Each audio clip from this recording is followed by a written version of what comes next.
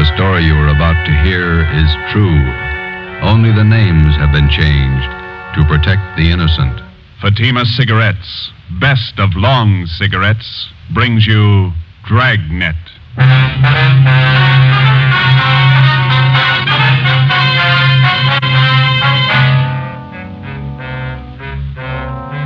You're a detective sergeant. You're assigned to homicide detail. A vicious killer has taken the life of a 62-year-old woman. Suspicion points in only one direction. The murderer was heartless, cold-blooded. Your job, get him.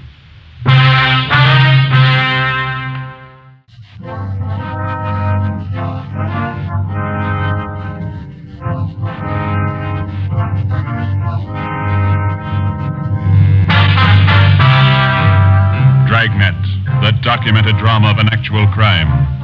For the next 30 minutes, in cooperation with the Los Angeles Police Department, you will travel step by step on the side of the law through an actual case from official police files.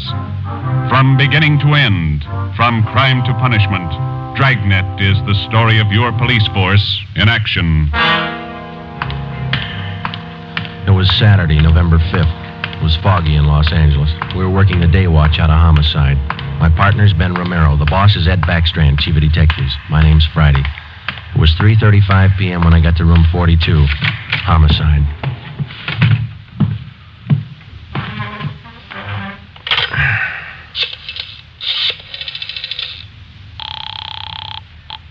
Long distance. This is Friday in homicide. I'd like to place a call to Mr. Frank Reynard in Murphy, Idaho. The number is 761. Frank Reynard, Murphy, Idaho, 761. Yeah, that's right. The call's been cleared with the business office. All right. Do you want me to call you back, Sergeant? No, I'll hang on. Okay, I'll place it for you.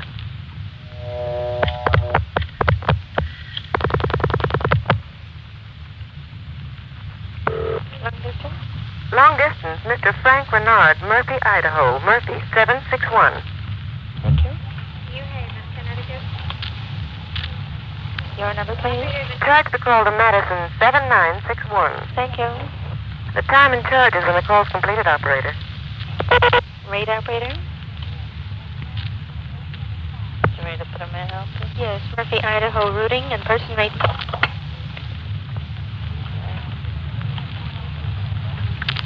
Tuesday, NAM, PA, Napa. Hi. Operator, the number is 4C. All right. 160 plus. 160, thank you. Welcome. Through Boise.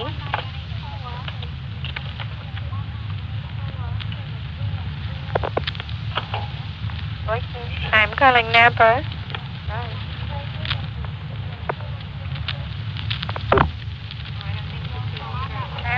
Murphy, 761. Thank you.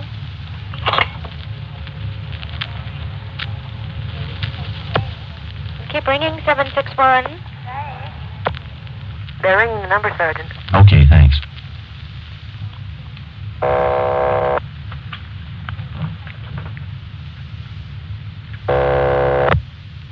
Hello?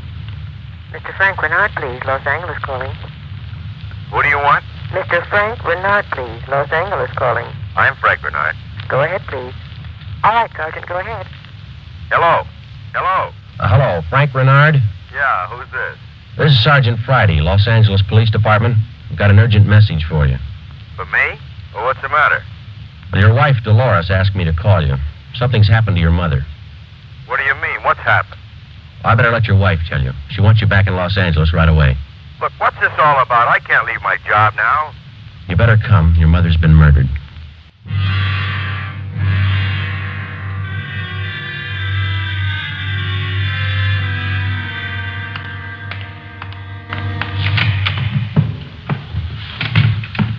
Talk to the skipper, Joe. He's on his way in. That's good. Did you call my husband? Did you? He's flying down from Idaho tonight. Be here in the morning. You tell him about me? The trouble I'm in? I told him his mother was murdered. That's all I told him, Mrs. Reynard. And what am I going to say to Frank? He always sided in with his mother. He'll never believe me. What can I tell him? Jury can give you more trouble than your husband can. What you going to tell them? Are you stupid or something? How many times do I have to say it? I didn't kill her. I didn't kill her. It's a small room, Ms. Reynard. We can hear you. Sit down, please. I won't sit down. You're not pinning this on me because I didn't do it. Anybody could have killed the old hag, but I didn't. Will you sit down, please? I don't have to take this. I'm no tramp. Keeping me in here, asking me questions. I told you all I know. Look, you're in a bad spot. I hope you realize that. I didn't kill her. Ms. Reynard, how long have you and your mother-in-law been living together in the house on Chavez Road? Since Frank took the job up in Idaho. About 6 months. He said it'd be better for me while he was away living with her. Your neighbors told us you didn't get along very well with your mother-in-law. That's right, I didn't. She hated me, I hated her. You used to fight with her, is that right? You hit her. Only a couple of times. She called me dirty names. I hit her. She pulled me by the hair. I hated her like everything. I didn't kill her. Once more, Ms. Reynard, would you mind telling us how you spent your time since early this morning, where you went, what you did, everything? I told you already everything. Will you tell us again, please? I got up about 9:15. I had a cup of coffee and then I got dressed. The old lady was on the back porch doing the washing. What did your mother-in-law do for a living? I told you. She took in washing.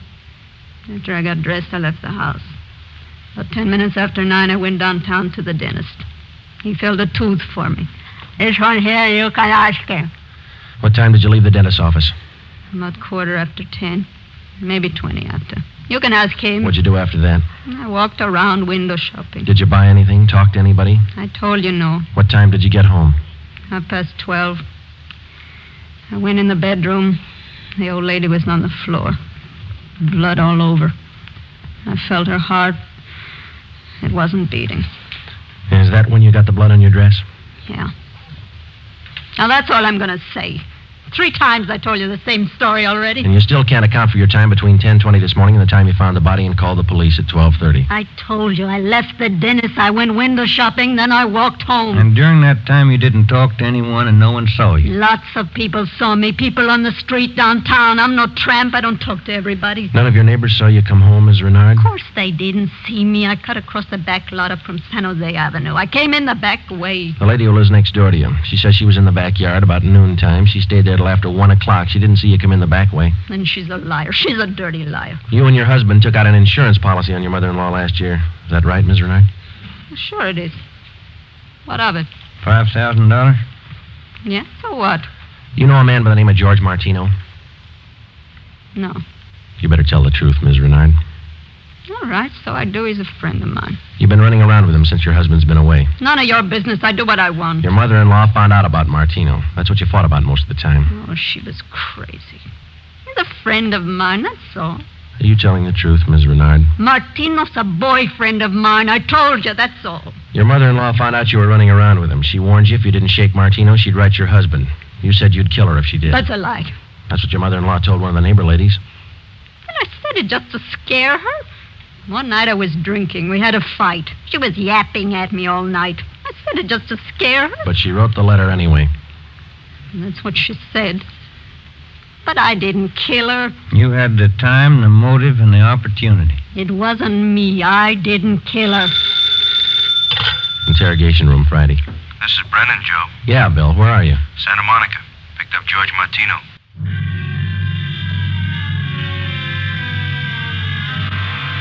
Ben and I drove Mrs. Reynard to Lincoln Heights Jail, 5th floor, and had her booked on suspicion of 187 PC. When we checked back in at the office, Brennan and Wiseman, the other 2 men on the case with Ben and I, were questioning George Martino in the interrogation room. Ben and I stood by. Martino admitted only 2 things. He had been running around with Mrs. Reynard since her husband left town, and he had heard Mrs. Reynard express a desire to do away with her mother-in-law. After the questioning of Martino, Sergeant Brennan, Ben and I met with Chief Ed Backstrand. It was 5:15 p.m. You got everything but the murder weapon, huh? That and Mrs. Renard's confession. She ought to come through, huh, Joe? I don't know. She's scared, but she's still got a smart mouth. What about Martino, Brennan? You think he had a hand in it? I don't think so. We spent most of the afternoon talking to him. He hasn't got the guts. We took a statement. And does he have an alibi? Solid. What was the cause of death? Strangulation, multiple fractures of the skull. All the motives are with Mrs. Reynard, Chief. Pretty clear-cut job. No evidence of robbery or burglary, I guess. A couple of the dresser drawers in her bedroom were emptied on the floor and clothes tossed all around. Pretty obvious plan to make it look like burglary. Maybe. We found 3 $1 bills in plain sight. They were on the floor near the body. If a burglar went through the stuff, he wouldn't have missed that money. Then it shouldn't be too much trouble tying it up. Shouldn't be, Skipper. Friday and Romero, you follow the case through. Just a minute. Hello, Backstrand. Yeah? What? All right, I'll send him over. Lee Jones.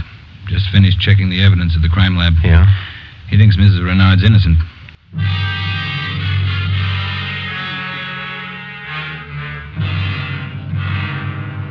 There they are, fellas. Facts don't lie. But she had every reason in the world to kill the old lady. In my book, she couldn't have killed her. All right, let's have it, Lee. How does the evidence add up? That's just it, Joe. It doesn't. Take a look. The dress Mrs. Reynard was wearing when she found the body. That's it. Blood smears near the hem. 2 smears, that's all. Now, if she murdered her mother-in-law, there should be more blood on this dress. It shouldn't be smeared. How you mean?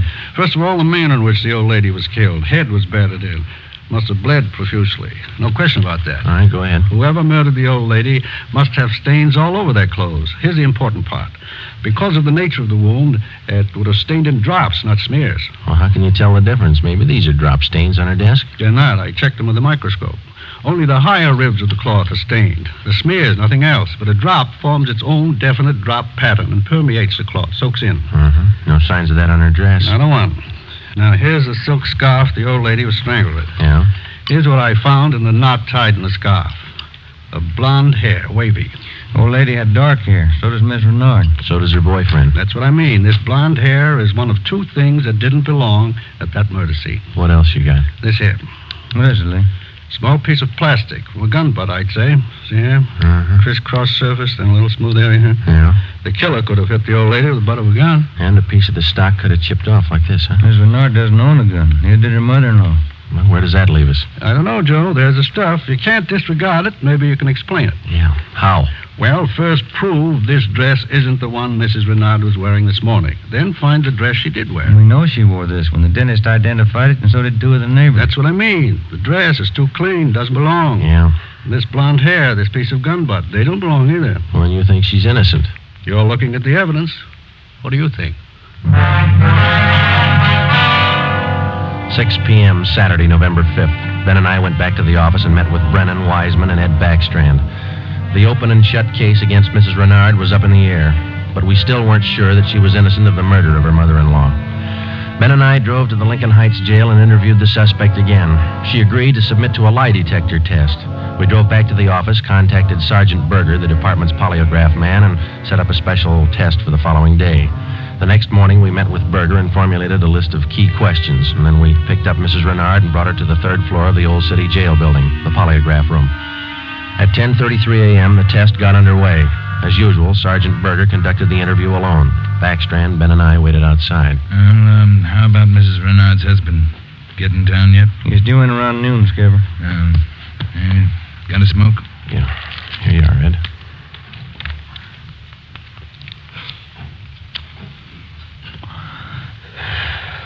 Yeah, thanks. What time is it now? 11:25. Here's Berger now. That's it, Ed. What'd you get? I can study the chart a little more. The results are pretty well defined, though. How's it look? No reaction to the key questions. What's your opinion? I don't think she did it.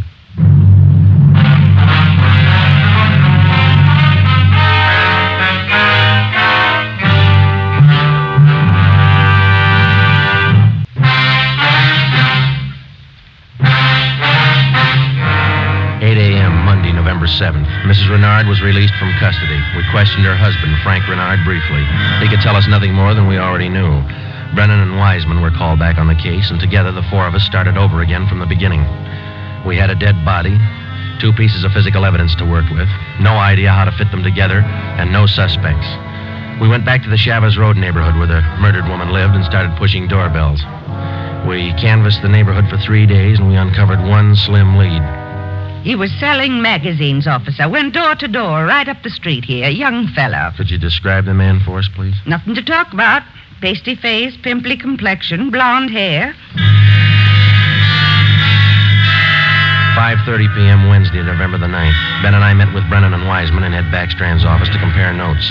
Together, we had more than a dozen reports of the magazine salesman's presence in the neighborhood just prior to the murder of Mrs. Reynard's mother-in-law. The various descriptions of the man which we obtained from the people in the neighborhood tallied closely. About 6 feet, 170 pounds, pimply complexion, blonde hair, fast talker. About 25 years old. As far as we know, Skipper, he was the only stranger in the neighborhood last Saturday morning. Only one that people remember, anyway. How close did you trace him to the Reynard house? You got your list there, Brennan? Yeah. There you are. Thanks. Let's see. Well, he picked up his tracks down on Floresta Street, sold a couple of descriptions there, then he headed up Landers Avenue onto Chavez Road. Yeah. The Reynards live at 2280 Chavez Road. That salesman talked to the woman at 2274 Chavez. That's 3 doors away from the Reynards. When was he seen there? Let me see. Where is that, Brennan? Oh, on the 15-7 sheet, Joe. Didn't have enough room on the report. Oh, yeah, here it is. Mrs. John Rico, 2274 Chavez. The guy was there about 11:45 Saturday morning. Well, that puts him in the running. First time he ever showed in that neighborhood? First time, Skipper. Fresh kid, not a very good salesman. Here's the name of the company he's working for, the Harrison News Distributors. You check with them? Well, they're closed for the night. We'll call them the first thing tomorrow. Good. Here's something else for you. I had a call from Frank Reynard this afternoon. What'd he have to say? Seems in the excitement just after the murder, Mrs. Reynard overlooked a couple of things. What's that? Well, they're missing a yellow table model radio. It was in the bedroom where the old lady was killed. Well, that ties in with a robbery motive, huh? And they're missing a ring, too. Belonged to Mrs. Reynard. Topaz ring. Supposed to be worth a little money. But she didn't notice it was gone until today. That's right. You got the serial number on the radio? Yeah, right here. Okay, let's see. Yeah, Brennan, here we are. It's an Emerson model 511, 180,000, 277609. A lot of small radios in town. There's only one with that serial number on it. Track it down. A complete description of the Topaz ring and the serial numbers and description of the yellow table model radio were sent to the pawn shop detail. The information was then placed on the stolen property list and relayed to every pawn shop operator in the city. The next morning, Ben and I interviewed the manager of the Harrison News Distributing Company. There, the suspect had given his name as Sam Bricker. We checked out his home address. Turned out to be a gas station in North Hollywood. We took the suspect's job application blank with a specimen of his handwriting, and then we drove back to the office. Sam Bricker. We were unable to get a make on the name from the Record Bureau. We checked the cards on every known criminal who was cataloged in the oddity file as having a pimply complexion. None of them matched. That night, we got out an APB and a radiogram. The suspect's trail led from one salesman's job to the next. On his last job, he gave his name as Albert Berry. His address is 1430 Palo Alto Drive. That was in the Echo Lake District. Ben and I drove out to check it. 1428, 1430. There it is, Joe. Yeah. At least it's not a gas station, huh? Come on.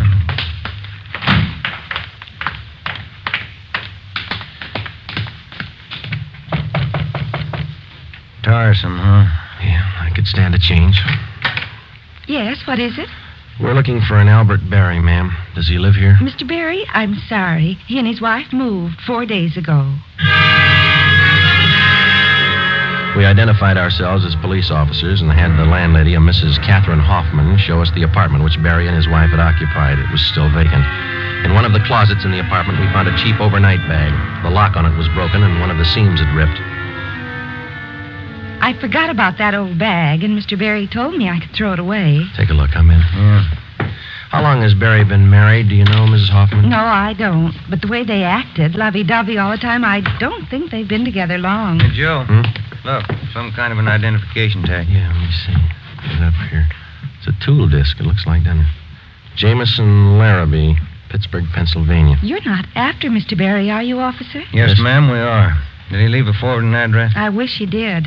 I'm holding 3 letters for Mrs. Berry in my apartment right now. May we see them, please? Certainly. Would you step this way, please? My apartment's just across the hall. Yes, ma'am. Would you like a bottle of beer or something? No, ma'am, thanks. Let's see. I thought I put... Yes, here they are. 3 of them, Sergeant. From her folks, I think. Mrs. Berry's from Fresno. Oh, that's good. You want to copy down this return address, Ben? Yeah, go ahead. Okay. That's C.K. Ulrich, U-L-R-I-C-K. 525 North Lamona, Fresno. Yeah, got it. There you are, Miss Hoffman. By the way, did the Berrys say they'd call for their mail? Mrs. Berry did. That's why I'm holding on to it. All right. Just one more question. Do you remember if Mr. and Mrs. Berry had a radio? Yes, they did. A small one. Do you remember what brand it was? No, I don't. It had a yellow case. That's all I remember. Before we left, we called Ed Backstrand, and he had an immediate stakeout placed at the apartment house in case the Berrys returned to pick up their mail. Ben and I went back to the office and placed a call to the Pittsburgh Police Department. We gave them the description and the number of the tool disc which we'd found in Berry's old suitcase. They said they'd check with the Jameson Larrabee Company in the morning, and then they'd call us back. That night, Ben and I drove to Fresno and checked in at the police station up there. 2 officers were assigned to stake out the Ulrich home. We interviewed Mr. Ulrich, who identified himself as Albert Berry's father-in-law. He told us his daughter had married the murder suspect 8 months before, and he gave us pictures of Berry taken at the wedding. Ulrich told us that he'd catch a Santa Fe train out of Fresno the next morning. He wanted to be in Los Angeles to take his daughter home when Berry was apprehended. It was almost 2 a.m. when Ben and I left Fresno and started back for Los Angeles. We checked in at the office at 10 minutes past 8 the next morning. At 8:35, the call came through from the Pittsburgh Police Department. What did they say, Joe? It was a tool disc, all right. Jameson Larrabee Company, issued 18 months ago to one of their workers. They give a name? Albert Berry. 11 a.m. Monday, December the 5th. 1 month to the day since the 62-year-old woman had been beaten to death. The pictures of Berry and his wife, which had been taken at their wedding, were printed up in wholesale lots and distributed to all points. Mr. Ulrich, Berry's father-in-law, arrived in town and got himself a hotel room. We waited. There was no report from the stakeout at the apartment house. We checked back in at the office at 5 minutes to 1. I'll get it. Homicide, Friday. This is Mr. Ulrich, Sergeant. I just got a call from my wife in Fresno. I thought you'd want to know. What's that? The wife got a letter from Norma. They're living in South Pasadena, an apartment. You got the address there? Yes, sir. That's what the wife called about. It's 134 Norway Terrace. When was the letter mailed, do you know? Wife said it was postmarked December 3rd, day before yesterday. Get your coat on, Ulrich. We'll be right over. Ben and I picked up Mr. Ulrich at his hotel and drove to the South Pasadena address. Berry and his wife had the apartment on the top floor. Neither of them were at home. The landlord let us in with a pass key. In the bedroom, we found a small yellow radio. We checked the serial numbers. They matched. It was the same radio stolen from the Reynard house. In the bedroom closet, we found 2 suitcases. We checked through them. Nothing in this one, Joe. Here we are. Look at these. What are they, Sergeant? A pair of plastic gun butts. Let's see, Joe. One of them's been chipped, see? Sergeant, somebody coming up the stairs. All right, let's get in the living room. Be quiet.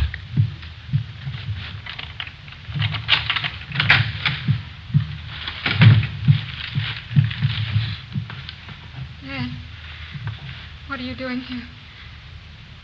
Who are these men? Police, Norma. They want Albert. He killed a woman. Dad. It's all right, Norma. It'll be all right. Did you know your husband killed a woman, Miss Berry? He just told me last Saturday. We've been running away for a month now. Moving all the time. I wanted to know why. So he told me. He said I was in it as much as he was. And I'm tired of running. Why did he kill her? Did he tell you that? He said he broke in the house. He didn't know anyone was home. The old woman was in the bedroom. She started to cry out. He had a gun. He hit her with it. Where's your husband now? I don't know. He said he'd come home for dinner. About 5. I bought the groceries. What time you got, Ben? 3:30. That ring you're wearing, Miss Berry, did your husband give you that? Yes, why? What kind of a stone is that? Topaz. Bert gave it to me. Why? Nothing. We'll wait. 5 o'clock came and went. Berry failed to show. 5:30. Ulrich started to get nervous. 6 o'clock. 6:30. No sign of Berry. I went to the window and kept an eye on the street below. At 6:45, a light green Nash sedan pulled to a stop in front of the apartment house. A man got out and went into the main floor entrance. Bert. I'll let him in. All right. How long have you had the new car? A couple of days. Bert got it for credit. What do you want me to do now? Does he have a key to the apartment here? He lost it. Okay, when he rings, let him in. Just act natural. Ben? Yeah. You cover me. I'll get the cuffs on him. Right.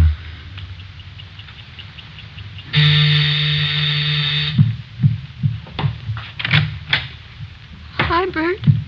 Look out, Joe! All right, drop it, Barry. Okay, Ben. Yeah, he's fast with a gun. Nice looking, isn't he, Sergeant? You'd never think he'd kill anybody. Come on, let's take him in.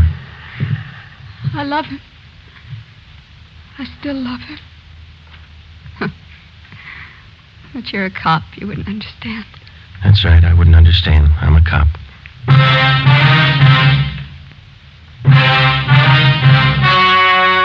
The story you have just heard was true. Only the names were changed to protect the innocent. On February 16th, 1947, trial was held in Superior Court, Department 82, City and County of Los Angeles, State of California. In a moment, the results of that trial.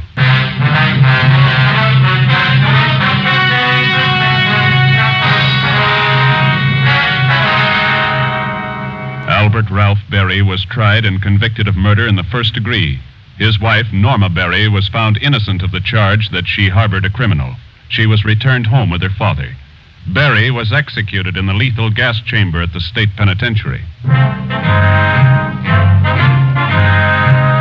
You have just heard Dragnet, a new series of authentic cases from official files. Technical advice for Dragnet comes from the Office of Acting Chief of Police W.A. Wharton, Los Angeles Police Department.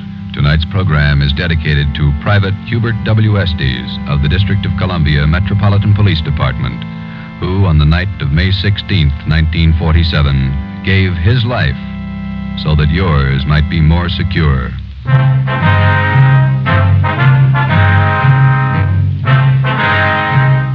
Fatima Cigarettes, best of long cigarettes, has brought you Dragnet, portion transcribed from Los Angeles.